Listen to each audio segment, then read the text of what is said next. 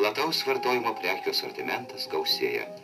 Netgi tiek geistų mėsos malimo mašinėlių pagaliau sulauks šeimininkės. Jas jau gamina Kauno Centrolito įmonė.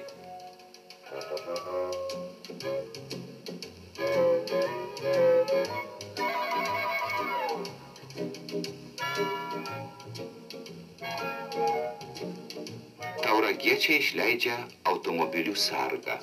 Jį įrengus svetimas į mašiną neįlips. Deja, Respublikos vairuotojai kažkodėl dar juos ignoruoja. Gal per maža reklama?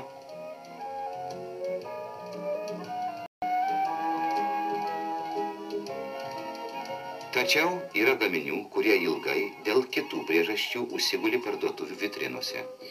Pas mus yra labai įvairus vakavimo mašinėlių asortimentas. Odesos, Vilniaus, Kauno, Ivanovo.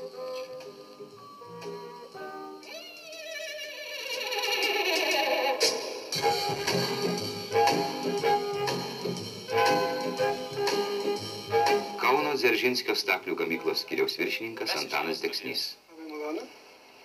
Dėl vakavimo mašinėlių. Tai ką, gal pirkti pas mus noritės? O kodėl pirkti? Todėl, kad gamykla neturi jų kur dėti. Nuo 1969 metų šių mašinėlių apie 3,5 štukų likę nerealizuotų, neturime joms paklausos. Lietprekybos bazės vyriausias prekių žinovas. O viskas atrodo labai paprasta. Būtų daugiau dangtelių, išpirktų mašinėles.